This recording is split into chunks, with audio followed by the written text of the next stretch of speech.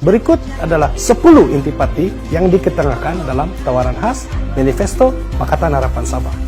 Mengembalikan 20% royalti minyak daripada Sabah. Ini nombor temberang.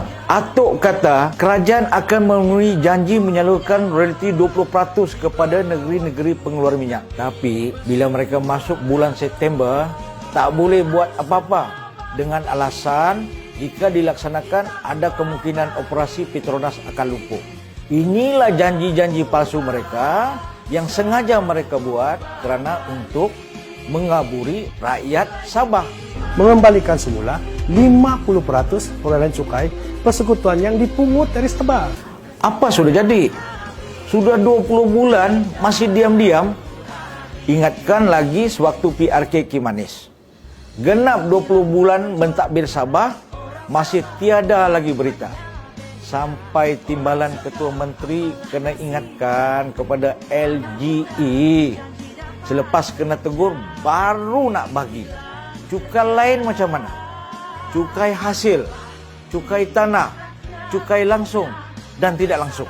Menyalurkan peruntukan pembangunan daripada persekutuan sebanyak 1/3 kepada Sabah dan Sarawak dengan anggaran 15 bilion setahun. Peruntukan ini 2 kali ganda lebih besar daripada jumlah yang diberikan oleh Barisan Nasional. Apa yang terjadi?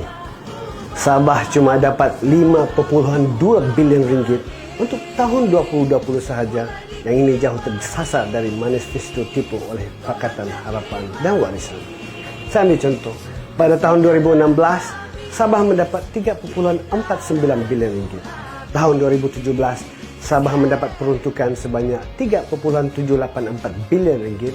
Tahun 2018, Sabah mendapat bajet sebanyak 4.1 bilion ringgit. Manakala pada tahun 2019, Sabah mendapat bajet sebanyak 5.0 bilion ringgit. Mengembalikan otonomi Sabah kepada 7 bidang kuasa pentadbiran, yaitu perdagangan dan komersial, pengangkutan dan komunikasi, bekalan elektrik, pendidikan, kesihatan, pelancongan, buruh dan kebajikan sosial. Sabah akan memiliki kuasa mengawal 7 bidang pentadbiran terpenting tanpa menjadi pak turut kepada kerajaan persekutuan. UMNO Sabah diberi otonomi untuk menentukan hala tuju Sabah sendiri dengan bantuan dan sokongan Barisan Nasional Semenanjung. Tidak perlu pun UMNO umum dalam manifesto. 22 bulan memerintah, satu pun tak dapat dan tak selesai. Sehingga kan Menteri Pembangunan Bandar Sabah, Datuk Iwan Benedict, terpaksa mengingatkan Atok. Pendek cerita, kerajaan Tun M memang tak menghormati pun otonomi Sabah.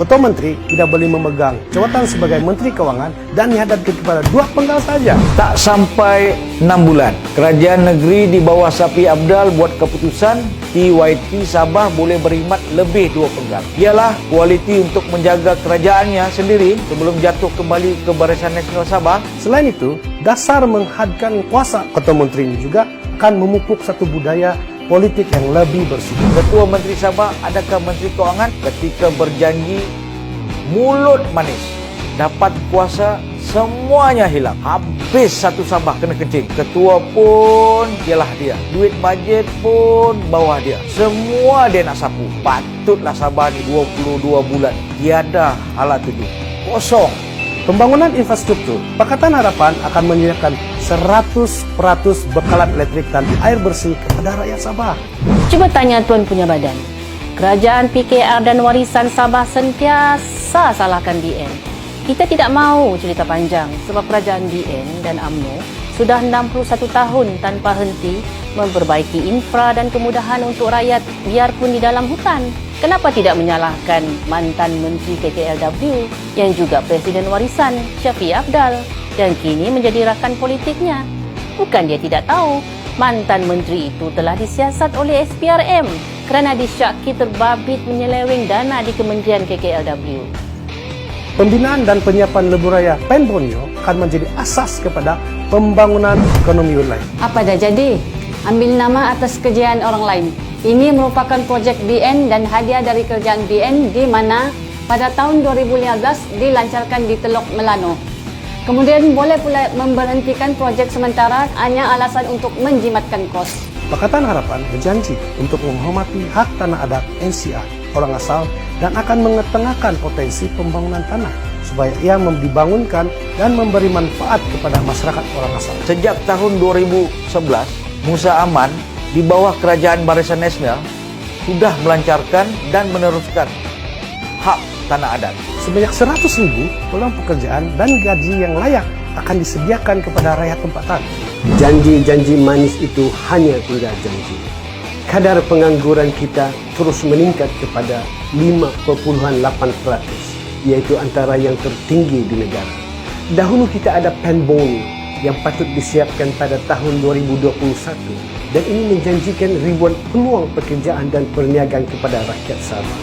Sebanyak 30.000 unit rumah mampu milik akan dibina bagi menggalakkan pemilikan rumah untuk rakyat Sabah. Sambung pelan kerjaan BN bukan beri manifesto tetapi bina terus di Sabah di bawah perumahan Prima. Membangunkan Sabah sebagai hub Timur Jauh ataupun Far East Hub dengan menjalinkan hubungan serantau yang lebih erat selain daripada menjana potensi pembangunan Sabah dengan negara-negara ASEAN. Langsung tiada kabar berita, kita tunggu dan lihat. Nah, kita tunggu dan lihat. Kita tunggu dan lihat. Kita tunggu dan lihat.